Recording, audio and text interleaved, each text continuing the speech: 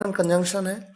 इसके एक बहुत ही इंपॉर्टेंट रूल के बारे में मैं आपको इस वीडियो लेक्चर में बताऊंगा, जिससे रिलेटेड क्वेश्चंस अक्सर कंपटीशन एग्जाम्स में पूछे जाते हैं और अक्सर बच्चे इसमें कंफ्यूज होते हैं। प्रॉपर ग्रामर की जानकारी होना भी जरूरी है कंपटीशन एग्जाम्स के लिए। कॉन्वर्सेशंस में कई बार आप ग्रामर का प्रॉपर यूज नहीं करते हैं तो चल जाता है, क्योंकि सेंस से समझ में आ जाता है, लेकिन जब आप लिखते हैं या किसी एग्जाम में बैठते हैं तो आपको प्रॉपर ग्रामर का यूज करना होता है। एग्जाम्पल्स आपके सामने हैं। राम पढ़ा लिखा है, साथ ही साथ उसके माता पिता भी पढ़े लिखे हैं। Ram is educated as well as his parents are educated. वो पैसे वाला है, साथ ही साथ दयालु भी है। He is rich as well as kind. तुम मेरे भाई हो, साथ ही साथ सबसे अच्छे दोस्त भी। You are my brother as well as the best friend. वो क्रिकेटर है, साथ ही फुटबॉलर भी है। साथ ही साथ की जगह आपने क्या यूज किया? साथ ही। बात एक ही है। He is cricketer as well as footballer. तो इन सभी सेंटेंसेस में आपने साथ ही साथ के सेंस के लिए एज वेल एज का प्रयोग। अब मैं उस इंपॉर्टेंट रूल की बात करता हूं जिसके बारे में मैंने आपको वीडियो लेक्चर की शुरुआत में बताया था। इंपॉर्टेंट रूल क्या है? देखिए, subject 1 plus as well as plus subject 2। Definition आपके सामने है।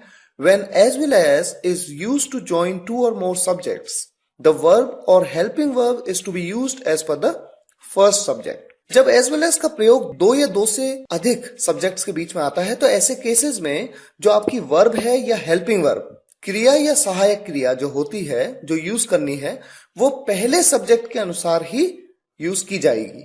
मैं और वो दोषी हैं। I and he are to blame. बहुत ही सिंपल। यहां पर 2 सब्जेक्ट्स हैं। कौन? एक हूं मैं, एक हो तुम। मैं और वो, सॉरी, एक है थर्ड पर्सन सिंगुलर।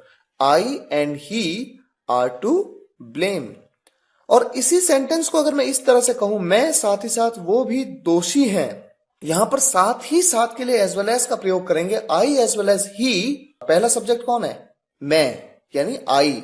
आई के साथ क्या लगता है? Am. I as well as he am to blame. और जरूर लगेगा, पर मैं दोबारा रिपीट करता हूं, ये प्रॉपर ग्रामर है। आइए इसके अलावा एक कॉन्सेप्ट और समझ लें, इसी से रिलेटेड है। देखिए, when 2 subjects are joined by as well as और with, the verb should follow the first subject. मैंने अभी आपको बताया कि एज वेल एज जब किसी वाक्य में आता है 2 सब्जेक्ट्स के बीच में, तो हेल्पिंग वर्ब हमेशा पहले सब्जेक्ट के अकॉर्डिंग लगती है। और इसी तरह से जब विद के साथ भी आएगा, जब 2 सब्जेक्ट्स को ज्वाइन करेंगे विद के साथ, तब भी जो वर्ब या हेल्पिंग वर्ब का यूज होगा वो पहले सब्जेक्ट के अकॉर्डिंग ही होगा। कुछ एग्जाम्पल्स मैं आपको देता हूं। The teacher with his students is busy.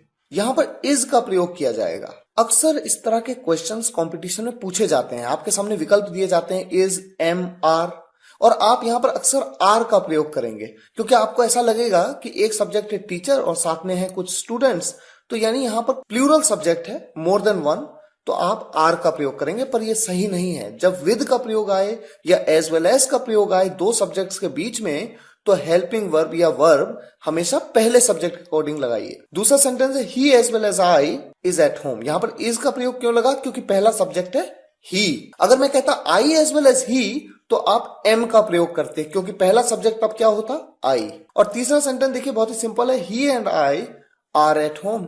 यहां पर एंड का प्रयोग किया गया है। एंड के साथ क्या यूज होता है? आर।